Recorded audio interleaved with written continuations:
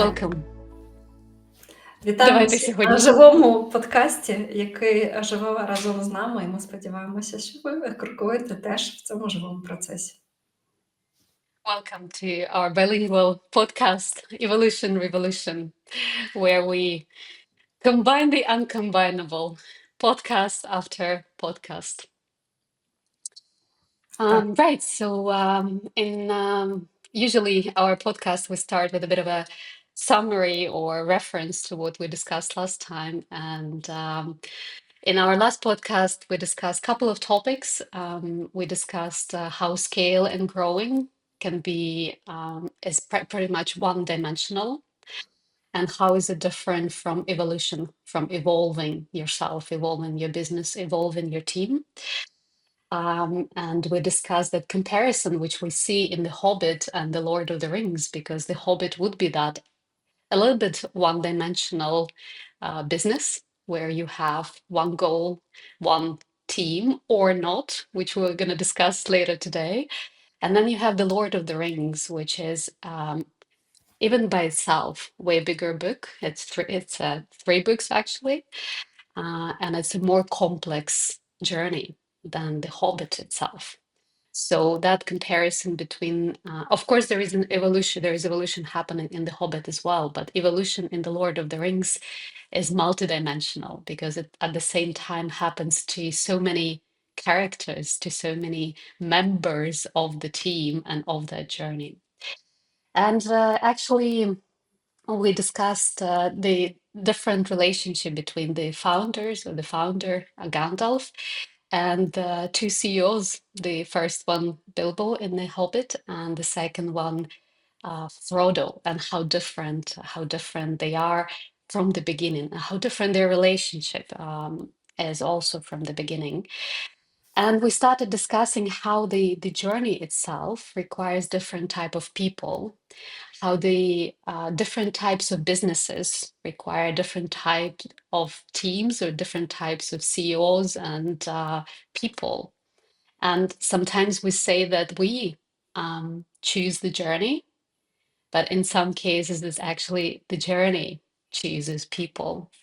And I think this is where I would like to offer us to start today to discuss that journey that chooses people, the journey that chooses teams, and what actually team is.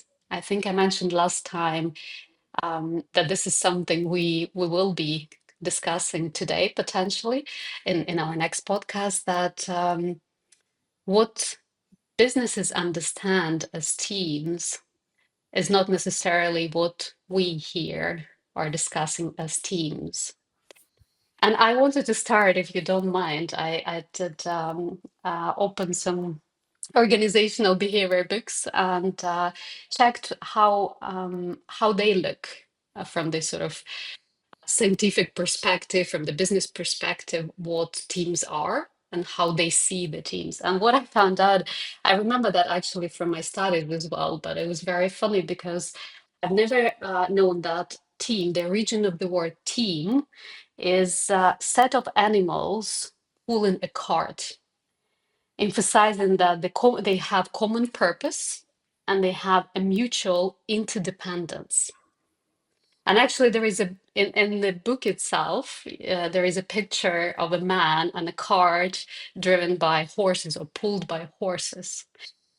And to me, the day I learned about it, it was a shock. We talk about teams in business as something very special, building the team, building the effective team, scaling teams, creating the most efficient, the most successful teams.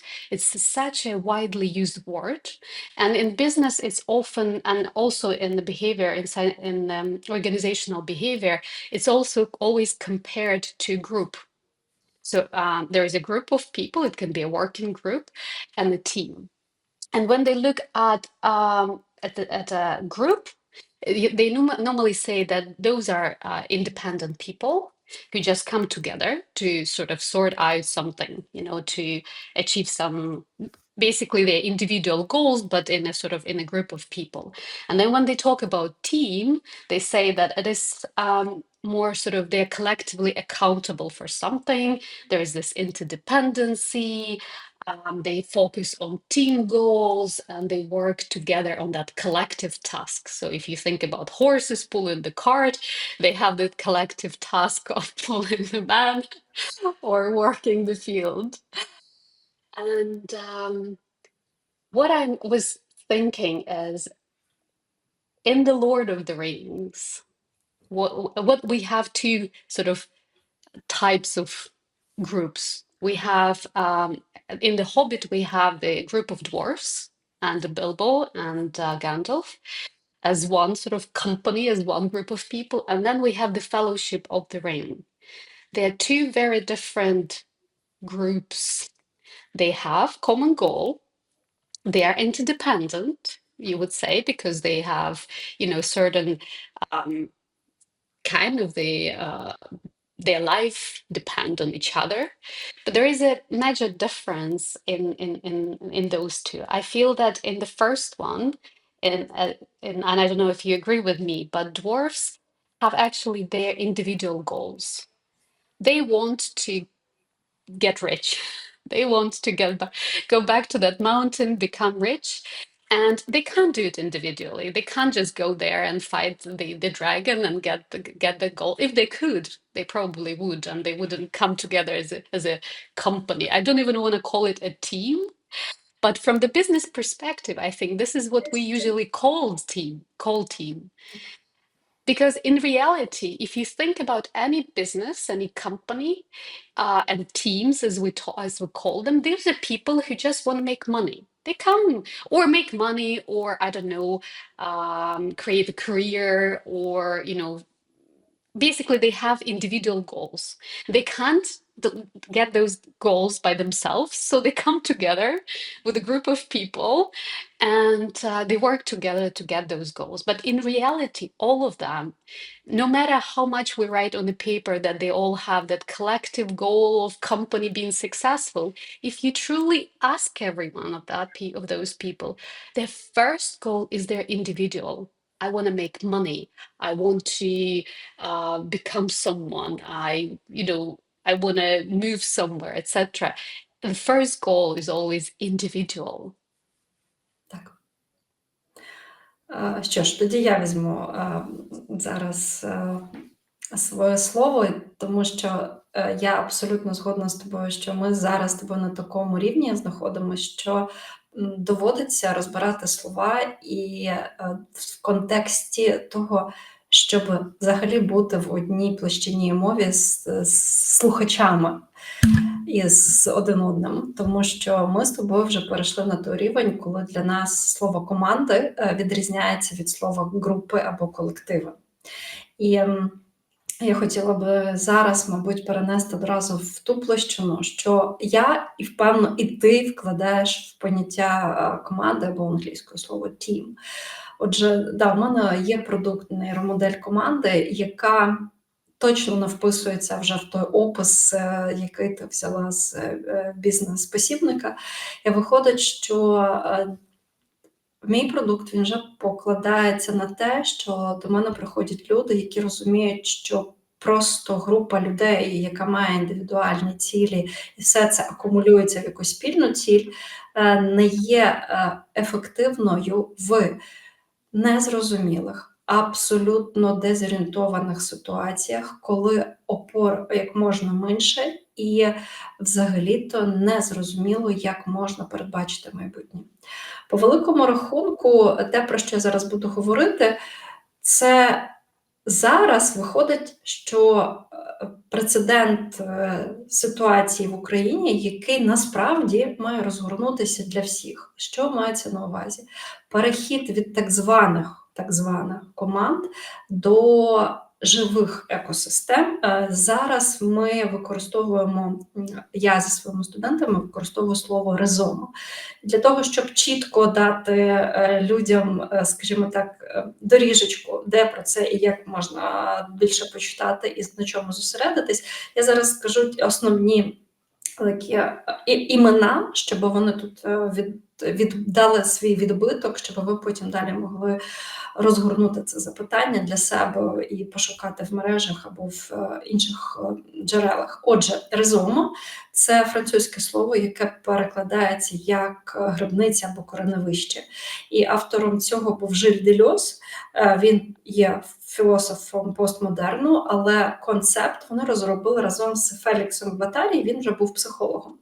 І на сьогоднішній момент ризома – це найліпше, що можна підібрати, щоб пояснити, про що працюю я і які команди так звані ми створюємо в бізнесах і в соціальних будь-яких ініціативах. По великому рахунку держава Україна вона вижила за рахунок того, що принцип резонності не тільки не просто здобутий за рахунок війни, ні, він не втрачений і збережений ще з дуже-дуже давніх часів. І насправді принцип резонності так чи інакше фігурує у досить мудрих і старих народностях, які так використовували своє прагнення до життя в самі складні моменти проживання і еволюції.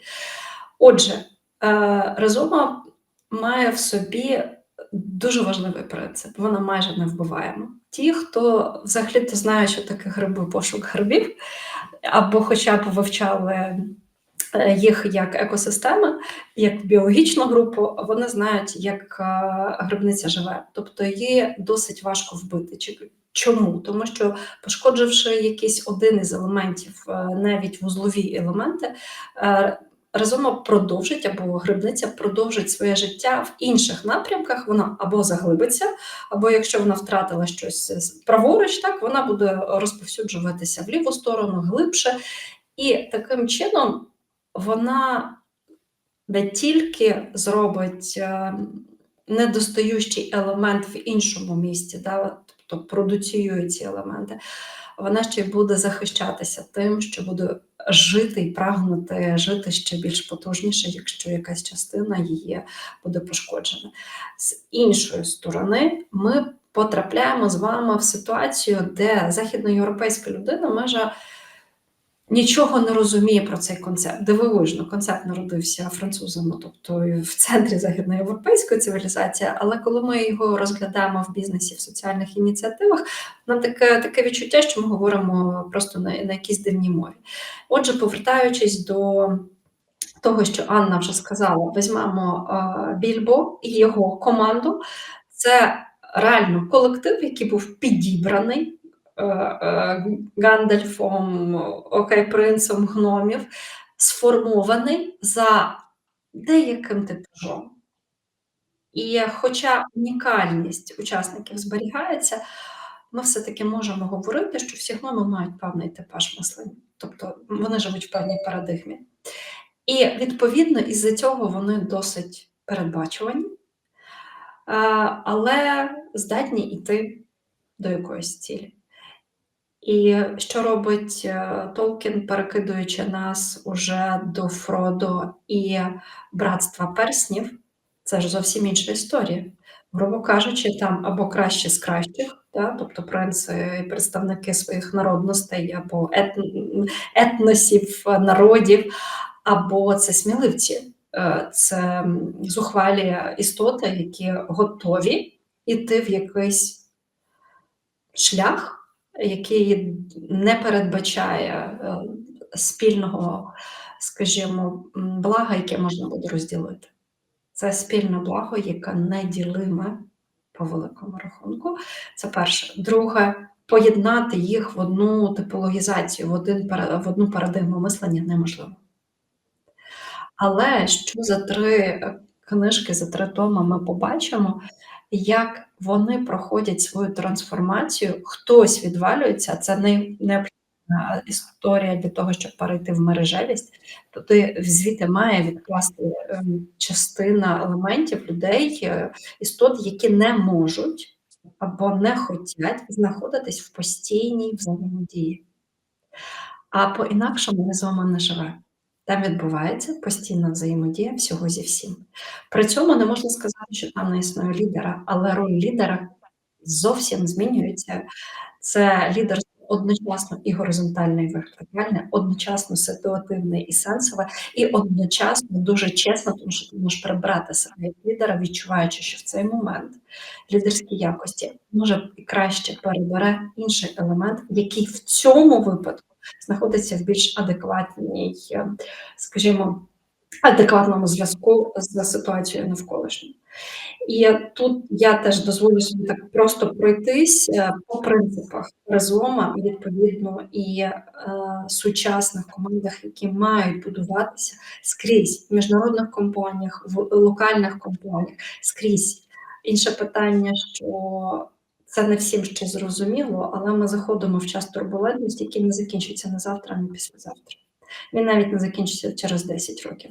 І тому, люди там, я не знаю, на якихось далеких континентах від, того точки, де живу я, від України, можуть думати, що це все їх не доторкнеться, і такий вид складної команди їм ніколи не доведеться будувати. Боюсь, що це питання часу. І краще бачити і знати це наперед, ніж потім наздоганяти у вигляді складних обставин. Це перше. По-друге, жива Разома це максимальна вічність, це максимальна потужність і максимальні дивіденди, які ти можеш взагалі отримати від спільноти людей. Отже, принципи, на яких воно будується, це принцип зв'язку та неоднорідності.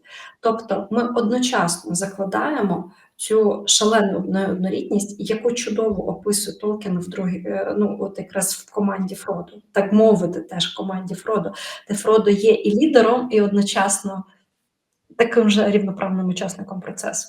Друге це принцип множинності. Тобто множинність тут формується як принцип відношення одного до всього і всього до одного. Тобто ти не можеш викреслити себе, щоб Разома не відозмінилась.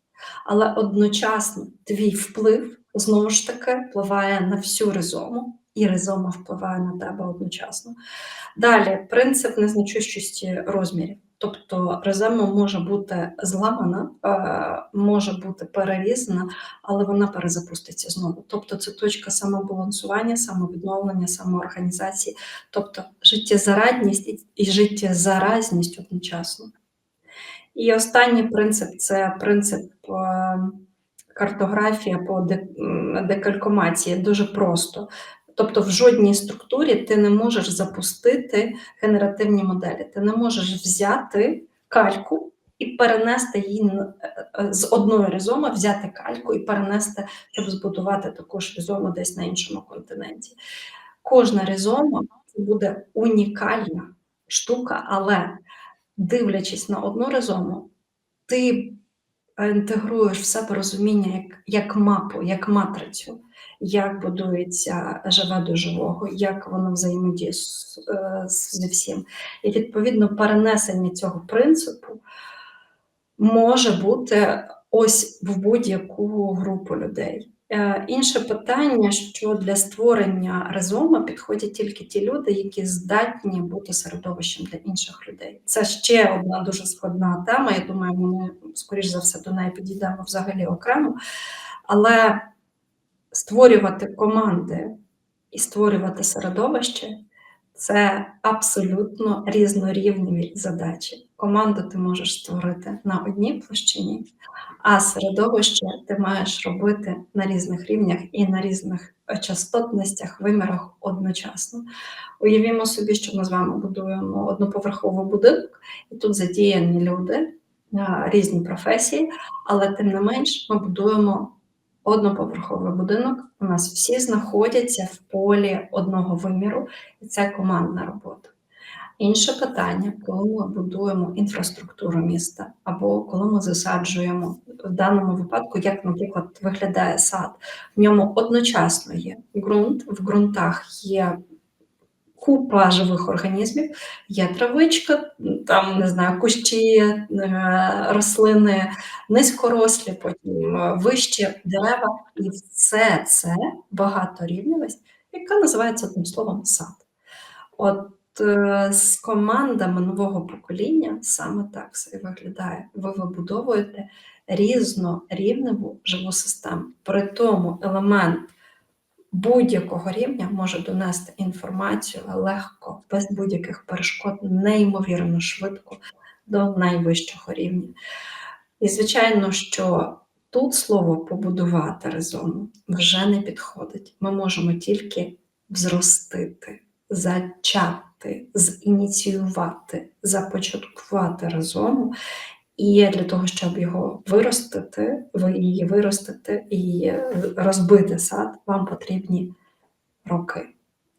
В людському вимірі при гарній роботі з людьми, тобто коли я розумію, що ми робимо, що ми будуємо, я можу говорити про місяці, але ніяк не тижні командоутворення, тому що це не штучна історія. І важлива різниця між командою і ризомою, по великому рахунку, в тому, що під ризомою розуміється команда, в якої може втратитись так званий лідер або взагалі лідер. Може втратитись частина команди, але ризома продовжить існування і рух до мети, додаючи недостаючих елементів. А в іншому випадку, в команді при перелідера, вона розсипеться, вона не буде здатна крокувати далі, тому що всі розійдуться по своїм індивідуальним запитам. Може, трошки довше, ніж я хотіла, я все це пояснювала, але, знаєте, питання в тому, що упроститись, опримітизивлюватись, у людства немає шансів. Ми маємо ускладнюватись, ми маємо пізнавати складні системи, якими ми є самі. Тому потрібно виростати із розуміння слова команди, як із старих, вже переношених дитячих штанців, тому що те, що навела Анна, це якраз приклад дуже вже застарілого бачення того, для чого ми всі разом. І питання у нас виникають все складніші, і бізнес має дивитися з більш розширеними очима на те, для чого він і що він. І це не тільки просто про індивідуальне збагачення. І відповідно ми не можемо уникнути питання, що ми будемо завжди зі всім взаємодіяти. А як це робити? Це вже інша історія. Дякуючи Толкіну, ви можете побачити, що на першу команду пішов один і досить невеликий том, а на другу команду пішло досить набагато більше, навіть не втричі об'єму, щоб пояснити, як все це працює і як, врешті-решт, команда стає ось цією новомодерною командою з розумінням резону. Так, в мене все. Well, there was so much, and I'm just wondering where to start from, what point to start, because there is so much in what you shared here. I was listening to you and remembering how my daughter once came from school. She was maybe 6 or maybe even 5 at that stage, and she said, "Mommy, I now know what team is." And I said, what is team? And she says, well, we were taught today that team is together, everyone achieves more. And this together, everyone achieves more, to me, exactly describes that horses pulling the cart. Yes, is that because it's not something she understood, it's something she was taught, something she was taught by teachers, or I think they even had a coach that day teaching them about team building and what team is. So, and to me, it is a little bit already yesterday's topic. I think from what you are saying here as well, we are on that change of a paradigm, on the change of the world, in the moment when many things have to change, but yet we're still dragging, old stuff from yesterday. And we had probably groups of people, what business books describe, those working groups of people something that before, long before industrial revolution, long before huge companies and corporations, that was groups, people coming together. Probably, as you said, there were rhizomes before, but in a different perspective, in more perspective where people living together and sort of creating connections, etc. But in terms of working together, it was more probably in most cases groups of people. And then we had this industrial revolution and the whole corporate world being born. And you need to bring people together. So what you create is the word team. Together, everyone achieves more. And it's not bad. It worked for a while. I don't want to say that necessarily team is a terrible thing. And as we can see in The Hobbit, was the team successful? Yes, it was. They achieved what they had to achieve. Uh, was it enough? No, it's not enough anymore. Is it enough for our world today? No, it's not enough. You can deal with the team in the world more predictable, and the world up until recent times was quite predictable and quite stable, and stable, relatively stable. I mean, changes were happening over a long period of time. So you could afford to have the team or teams, so people just coming together and doing things because together they can achieve more. But this is not enough. And I think I was just thinking that this self-organized teams, that the topic that was raised in the appeared in recent years, it was that indicator that teams are not no longer enough. Just having teams in that old perspective is no longer enough. So they started talking about the self-organized teams, and this whole sort of idea started spreading around, and people are still doubting if it's possible or it's not possible. But I think that that concept itself was just saying that what we have now and what we're teaching people in business schools and what we're doing in businesses is no longer enough. And in that VUCA world, which I was mentioning in our earlier podcast, that unpredictable, very volatile world team is not enough. Because if you have a group of people who are just interdependent, the moment something is pulled out, something, a leader is no longer there, a heroic leader, as we say, is not there, the team falls apart. They're not strong enough, they're very fragile. And what we have in rhizome team, let's put it like that, so that there is a difference between team and rhizome. Okay. Um, just to make clear, because I think still that word team has that so much stereotypes about it. So when you say team, you really have to be, as you said, very specific what sort of team we mean. And if we compare it to the rhizome, it's antifragile because you don't have interdependency. They're actually not interdependent. They are interconnected. Exactly. And then you can then you can really work with that unknown and unpredictable. And as we can see every day, the world is getting more absurd, more chaotic day by day, an hour by hour, I would say.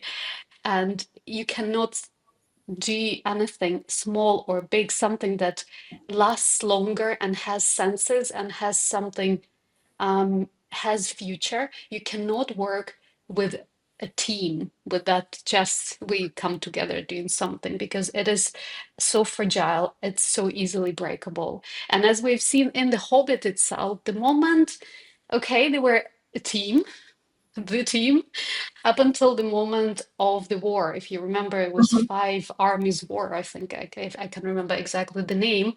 And the moment that happened, the team started falling apart because the Dwarf King started getting crazy about his gold and, his ego exploding there.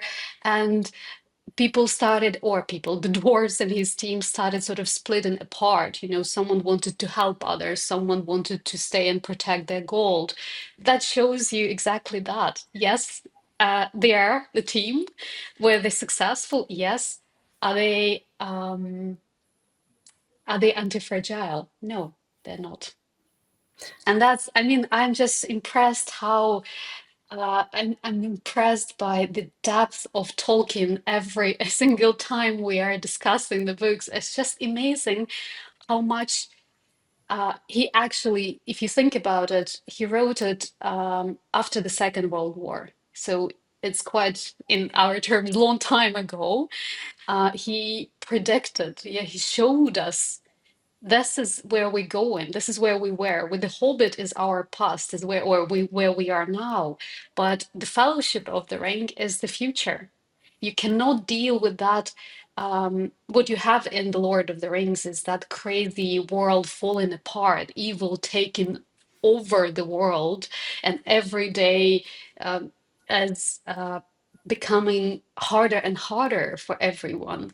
And in that world, you cannot have teams because, and he actually has like smaller versions of those when he shows different kingdoms, and they have sort of teams. Yes, people coming together, but they are not capable to.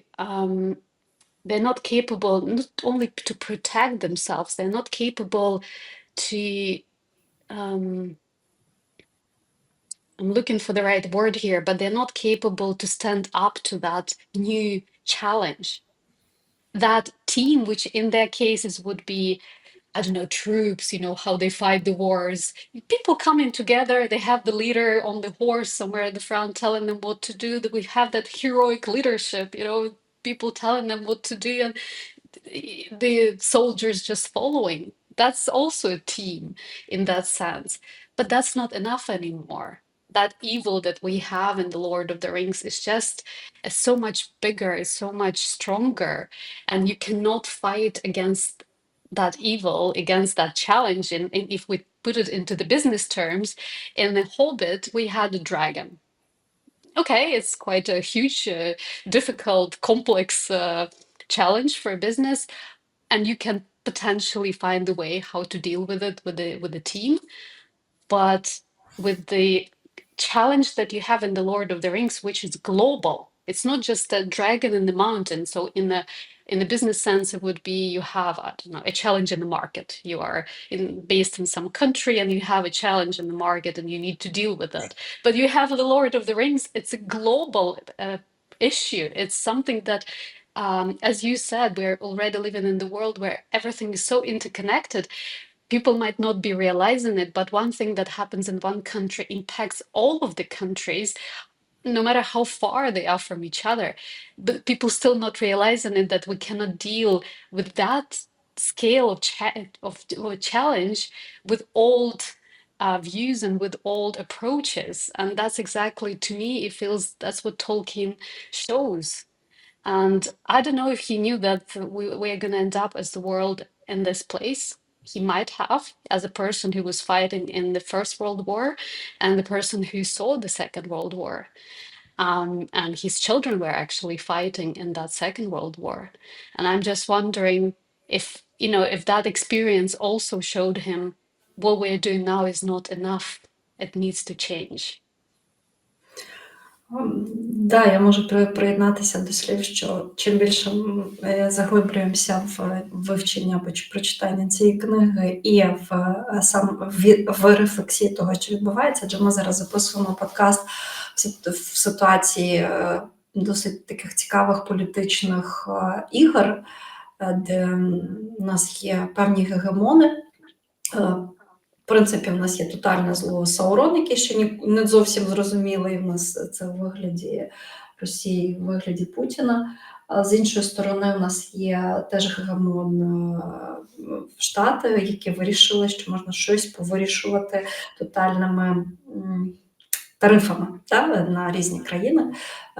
І крім якогось такого одного звичайного факту, що тарифи вплинуть і на їхню економіку, і на глобальну економіку. І для цього не потрібно буде чекати, як при Другій світовій, хоча б рік-два. Ні, вони вплинуть тут і зараз протягом доби. І це буде відображено, як зараз це відображено на ринках акцій, на цінах в тих ж самих Штатах і так далі. Тобто ми забули про ту штуку, що ми, як ти сказала, interconnection, тобто ми повністю зв'язані всі зі всім. І це є глобальний світ. Відповідно, закрити очі, перечекати в якійсь локальності або підняти тарифи і очікувати, що вони піднімуться теж в певній локальності, бо вони на неї націлені. Це самодурство самого себе. Тобто виходить, що ми можемо обманювати себе скільки завгодно, але результат нам прилетить. І як Толкін це філігранно описує, мені й досі не те, що не зрозуміло. Мені зрозуміло, що це такий великий крик душі, талановитий, який намагався передати нам ключі до розв'язання. Адже Володар Перснів – це не книжка про Фродо і про героя. Аж ніяк. Це наскрізно про взаємодію, про спільноту, яка спеціально була розділена на підрозділи обставинами, щоб незалежно від того, чи можуть вони підтримувати один з одним зв'язок, вони продовжували існувати у заданому напрямку, щоб врешті-решт з'єднатися в єдиній точці. Тобто це чистої води резон. Чи знав, чи здогадувався Толкін про те, що ми коли-небудь будемо говорити про його книжки як про вид бізнес-шпаргалки? Я не впевнена, але точно він залишав ці ключі, що ось тільки така команда насправді в повному хаосі інформаційному, повному викривленні, адже тут якраз і показано, що Сауронова агентура скрізь його доносила одне: всі не виживуть. Тобто ви або переходите на одну сторону сильного, або у вас шансів немає. І ця агентська робота відбувалась наскрізно, всюди. Те ж саме ми зараз бачимо. І це не просто про пропаганду, а є люди в будь-якому суспільстві, які так само розповідають, що Саурона немає, що це якісь вигадки, або що треба перейти на сильну сторону. Тобто ми по великому рахунку знаходимося в безпосередньому контексті розгортання книжки Толкіна, але він нам кидає рішення. І це рішення знаходиться де? Тобто це об'єднання необ'єднуваних частин, тому що об'єднуються народи, які між собою то не можуть домовитись в більшості випадків. І представники цих народів мають здійснити щось, що зробить суцільний переворот. І ось тут я би хотіла наголосити, про що, наприклад, ми говорили от якраз на практикумі команд. Адже бізнесменів лякає: Оля, це ж неможливо вибудувати таку команду, як ти кажеш, іноді навіть і за все життя. У мене, наприклад, десятки тисяч людей в корпорації. Як я це зроблю? Та на це ж не вистачить і часу. І тоді ми приходимо до розуміння, тобто я пояснюю, як це робиться із своїх кейсів, і зараз я розумію, що пройшовши цей практикум, я зараз ще більше розумію, що Толкін це теж бачив так, як це роблю я на практиці. Тобто ми починаємо з одного зв'язку. Тобто треба досягнути створення одного зв'язку в команді, в корпорації, де хочете, в організації, де ви будете чути один одного і щитувати свої меседжі, як меседжі загального поля, загальної організації, але вам буде цікаво бути заангажованим в цей процес постійно. Це дуже інтерактивна така робота. Ви не можете сказати: ну все, ми все вирішили, все, і розійтись, тому що завтра-післязавтра виникне сигнал, який хтось з вас побачить, і ви не зможете мовчати. Вам треба цей сигнал швидко винести іншому, тому що це і є, заради чого ви зібралися. Зв'язок бачити через призму один одного більше. І от коли створений один цей зв'язок, ми тоді можемо мультиплікувати інші зв'язки. Тоді кожен з нас ще здатен створити хоча б один такий якісний зв'язок з кимось іншим. Не всередині нашої зв'язки, наприклад, я і Аня, а вже Аня створює один зв'язок, а я інший з кимось. І таким чином ми маємо прийти до створення ядра команди. Ядро команди може часто полягати взагалі в одному зв'язку. Якщо у вас маленька команда, у вас там 10-15 чоловік, у вас може бути ядро, в якому є тільки двоє або троє. Важливо, що ядро має перед собою певні зобов'язання, дуже складні. Перше, це інтенсивність. Ви не маєте виходити з інтенсивності. Друге, це чесність. Все, що відбувається зі мною, рівно настільки рівнозначно тому, що відбувається в компанії. Більш того, мої страхи, проблеми, питання, чаяння або тупікові гілки, вони можуть відображати тупіки команди. І я маю це проговорювати з своїм зв'язком, наприклад, з Анією, тому що це наша запорука життя. Тому у ядра дуже високий рівень чесності один з одним, на що так мало хто може взагалі в житті піти. Третє – нелінійність. Я не чекаю, що ти відгукнешся на те, що я кажу. Іноді я просто вкидаю свою інформацію, я не можу її ще інтерпретувати, я не можу її оцінити, так само, як і інший елемент зв'язку не може це інтерпретувати. Ми все це скидуємо в певний загальний файлик, який потім вималює нам спільну картину ясності. І головне, що ясність стане у нас обох. Тобто ясність включиться у обох, нам не прийдеться нічого доводити один одному. І ось на вибудовці цього ядра, по великому рахунку, ми маємо сконцентруватись. Ще одна необхідна риса ядра – це його проточність. Тобто воно має бути відкрите до нових членів ядра. І так само я можу втомитись і сказати, ця інтенсивність зараз не з'єднується з моїми персональними задачами по життю. Я відчуваю, що я не виношу цієї інтенсивності. Я можу взяти відстань. Я виходжу з ядра, залишаючись в команді, але виходжу з ядра команди. Тобто абсолютно спокійно. І таким ж самим, коли я буду готова, він буде допускати мене. І, відповідно, будь-хто з членів команди, якщо він хоче і бажає такого ж самого зв'язку, якщо йому це цікаво, основне – це питання інтересу, то він може війти знову ж таки в це ядро. Відповідно, вся робота крутиться навколо ядра. Ядро проточне може включати себе, тобто туди можна заходити, виходити іншим членам команди. І таким чином це як пульсар, це як центр, як серце. Ну, але все ж таки пульсар, якщо ми беремо якісь метафори з космічних тіл. І він віддає хвилі імпульсу іншим членам команди.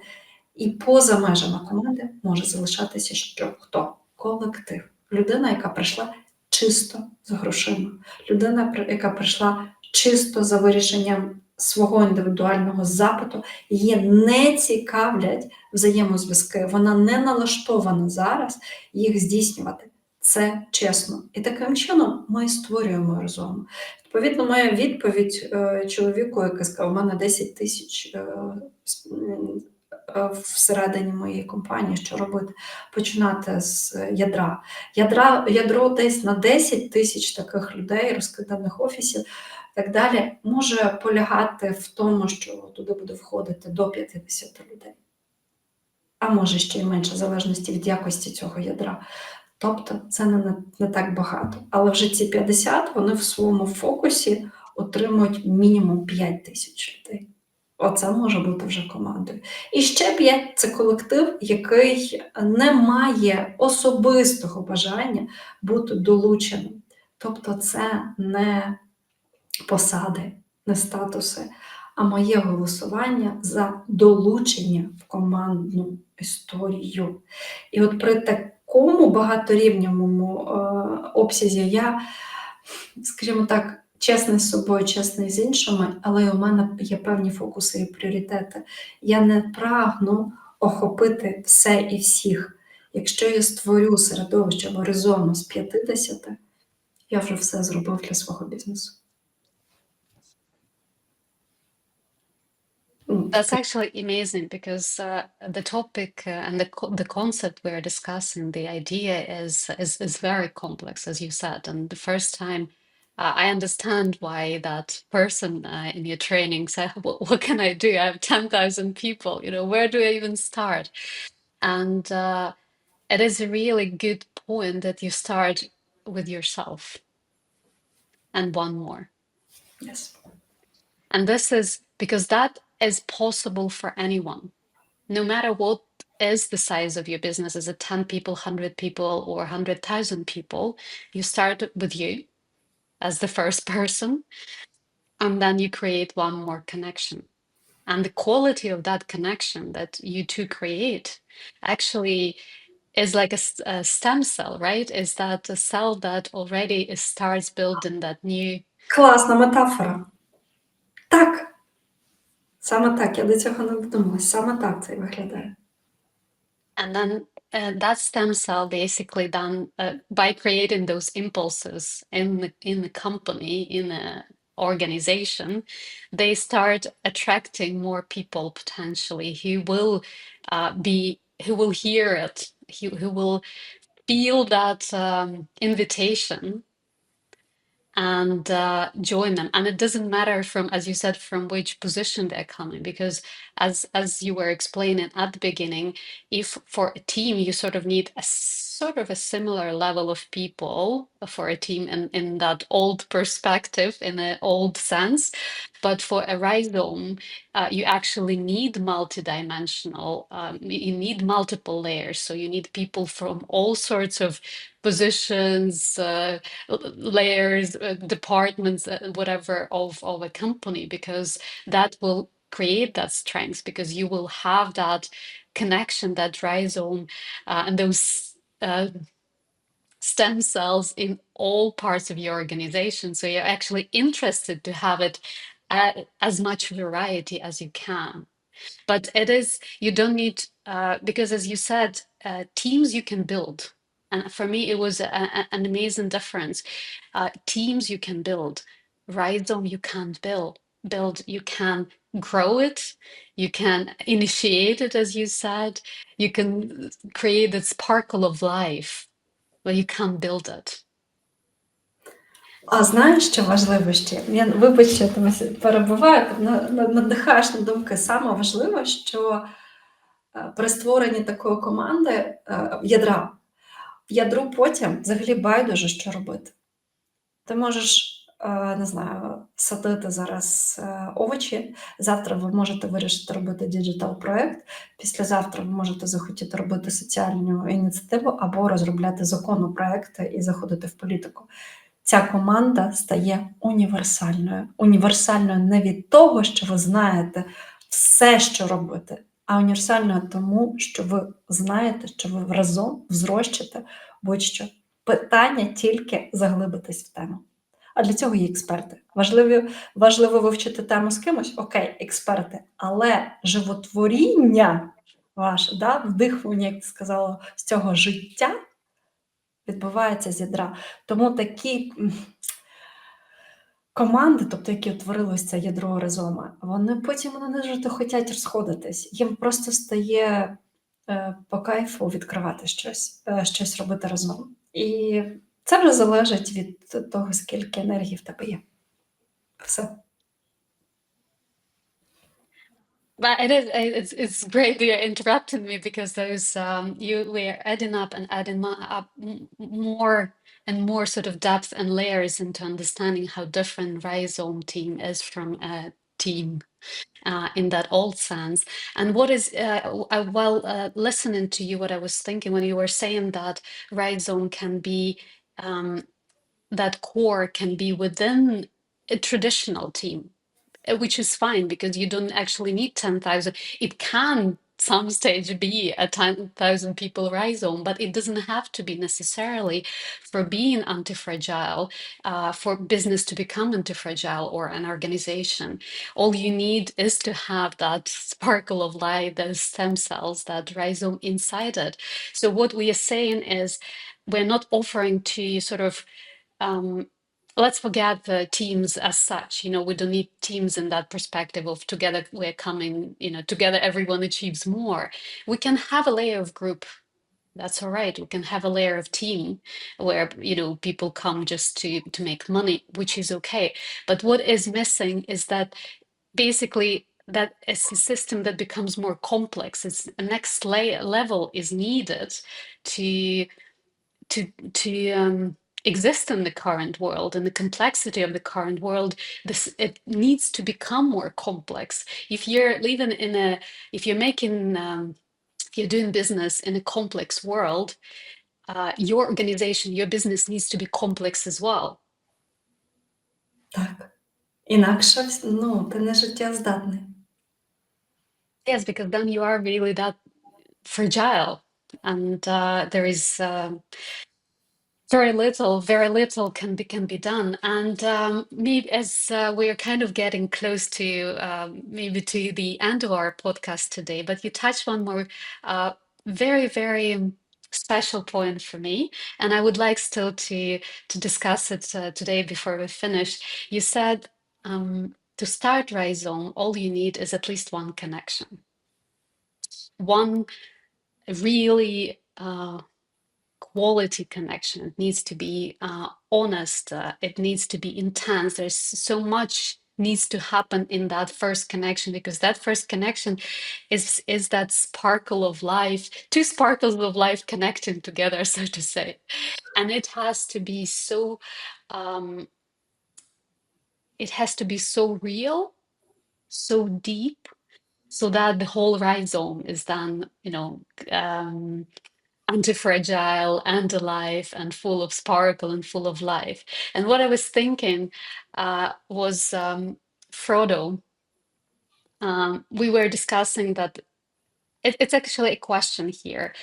To me, it feels that the first connection that Frodo creates is connection with Sam.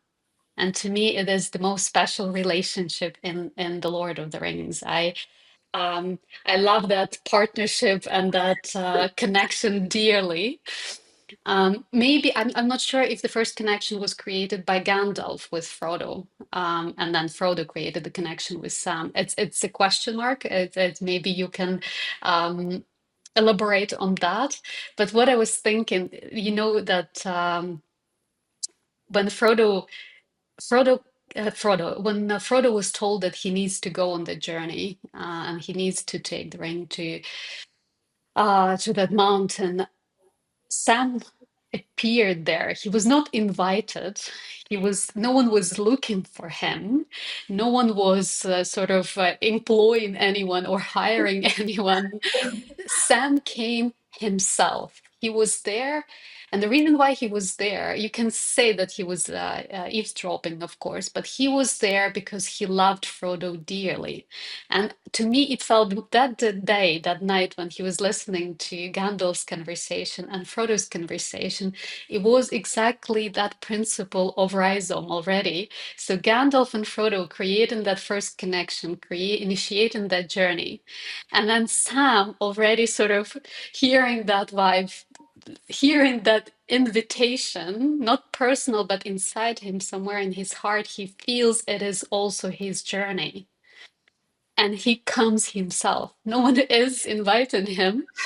He comes himself, and it's so different to what we had in The Hobbit, that initiation of the journey. He comes and joins, and in fact, he fights to be a part of that journey.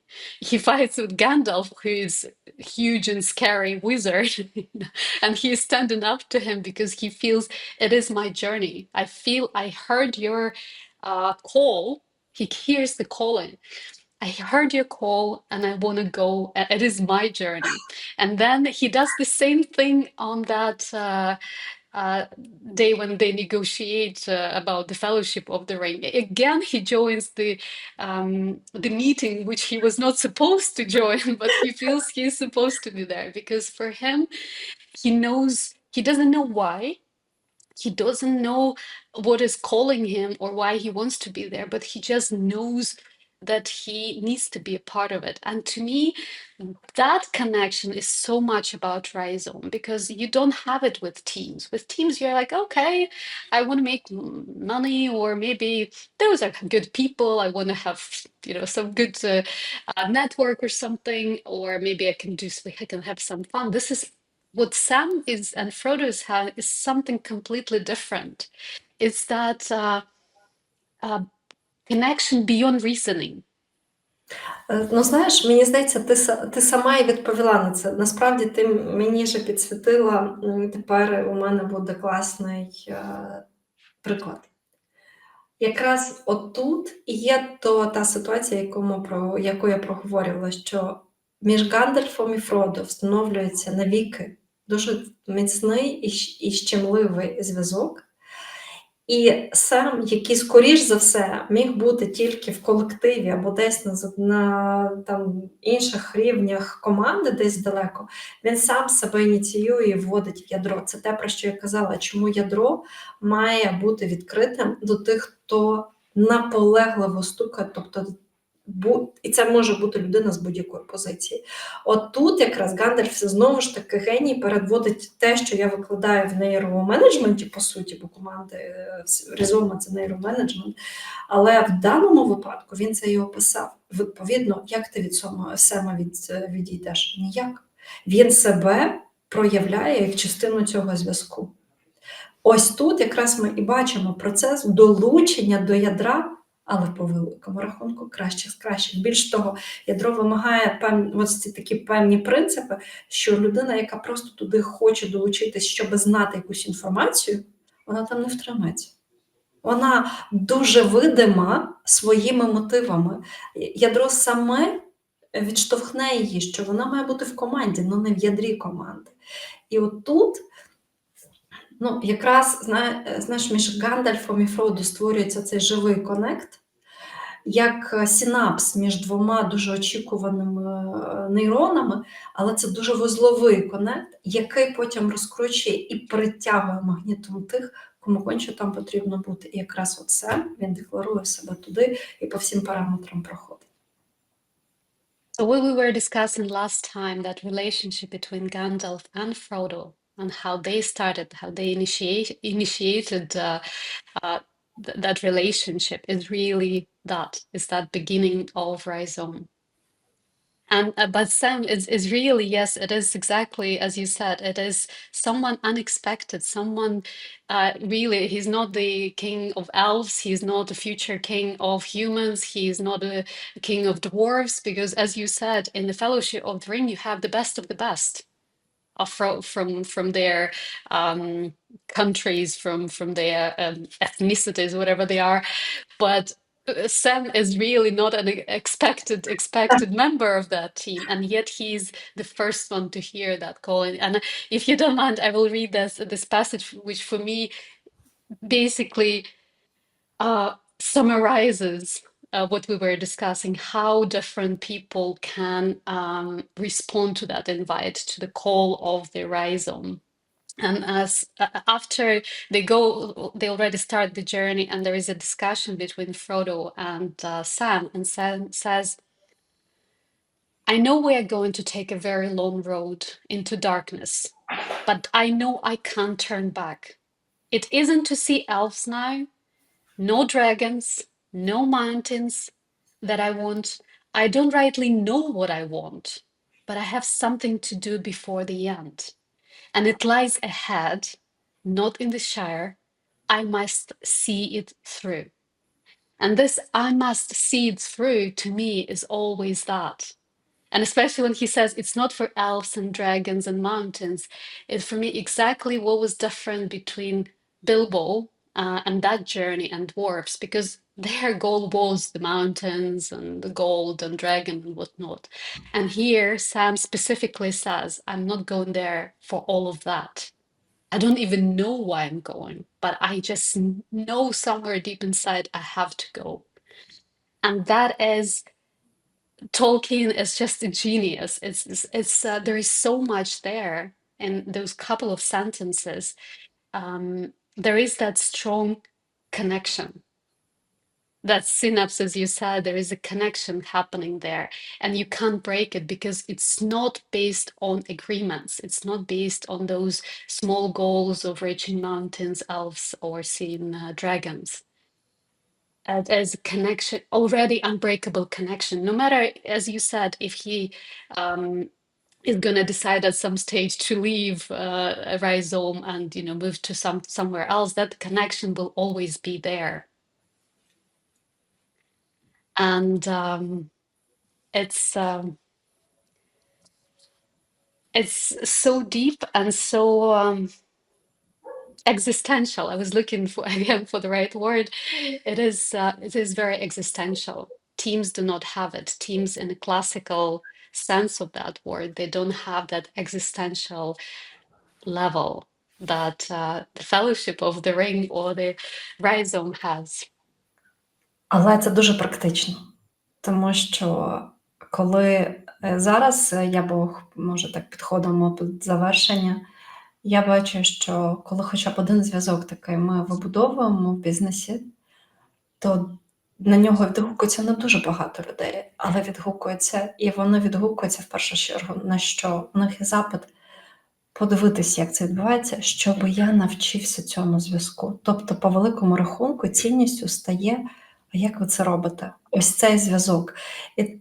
І тоді ми кожен, хто тягнеться за цією ціллю, я хочу навчитись цьому зв'язку, він стає як живильною точкою, тому що зв'язок це завжди про життя. Тобто я вчусь по великому рахунку вибудовувати життя. І тоді весь бізнес переходить на інший рівень. І це вже не абстракція, тому що ми вже робимо не щось про щось для когось, а ми формуємо, моделюємо життя в прямому сенсі, тільки не за алгоритмами, а через себе, як воно іде по-справжньому. Тобто, грубо кажучи, українською, як воно живеться. І ці зв'язки, вони є основним матеріалом, яке хочеться навчитися у ядра. Ось товар. So what you're saying is not just basically behind that, I don't know what I want and I want to join you. Behind that is that desire to learn the essence of life, to become that life stem or stem cell that can then go somewhere else and create more rhizomes.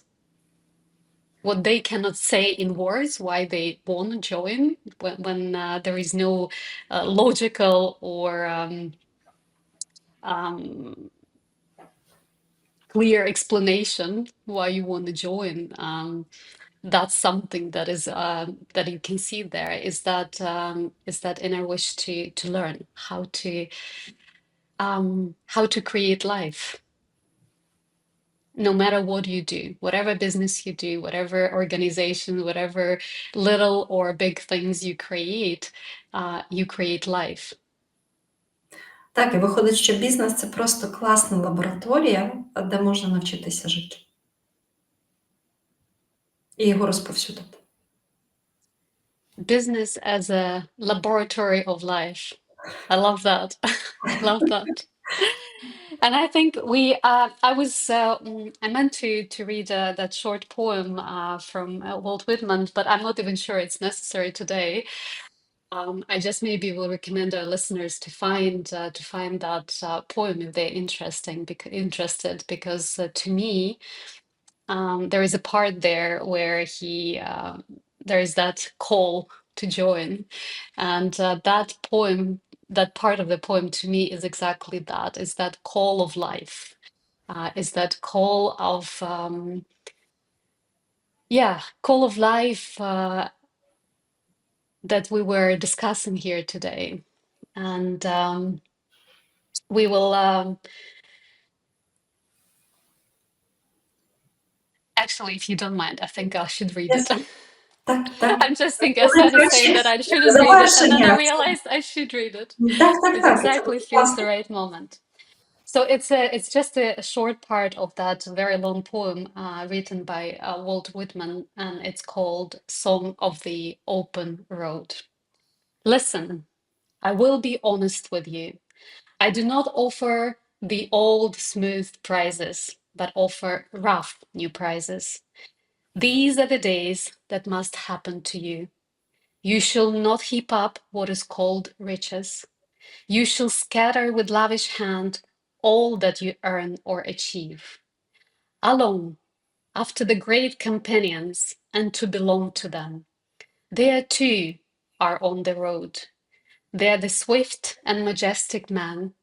They are the greatest women, enjoyers of calm seas and storms of seas, sailors of many a ship, walkers of many a mile of land, habitués of many distant countries, habitués of far distant dwellings, trusted of men and women, observers of cities, solitary toilers. Pausers and contemplators of tufts, blossoms, shells of the shore, dancers at wedding dances, kissers of brides, tender helpers of children, bearers of children. Camerado, I give you my hand. I give you my love, more precious than money. I give you myself before preaching or law.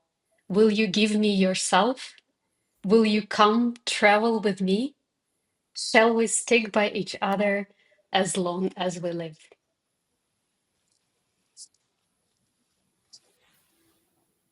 And I would like to finish this podcast on this note and just thank you, Olga, for this journey, special part of the journey today.